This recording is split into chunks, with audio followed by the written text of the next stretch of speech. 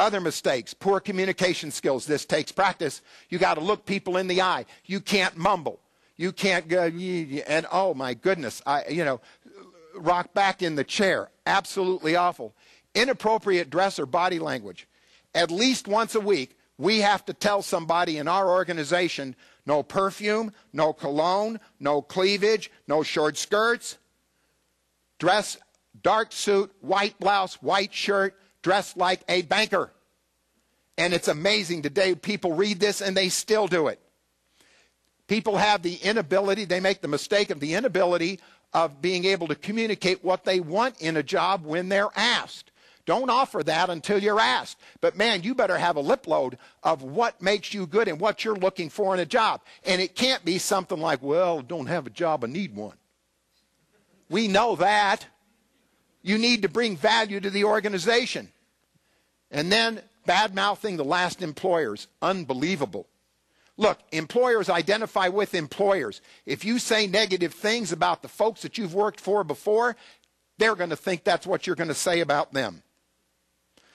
Now, again, we come to the 4 basic questions. Can you do the job? That amounts to 20% of the hiring situation. I call it the 20% threshold.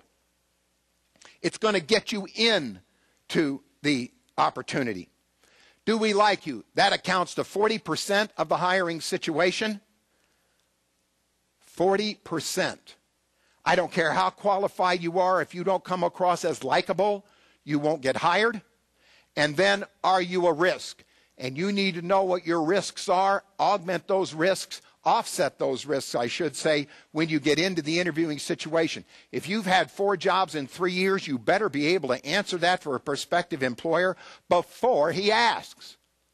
And then, of course, can we work the money out? That accounts to 20% of the interviewing situation. How to follow up after the initial interview. Follow up with physical mail. Follow up. People don't get a lot of physical mail anymore. It really works. Follow up with emails. Follow up with phone calls. I recommend if you have some kind of collateral material that you can send them. Sales people, for instance, have usually 30, 60, 90-day plans of what they've done in the past. Psychological assessments. I've seen candidates send psychological assessments about themselves to a prospective employer after the initial interview. Things that set them apart. Always, always, always get the next steps when you are calling them back and following up. When can we get together again?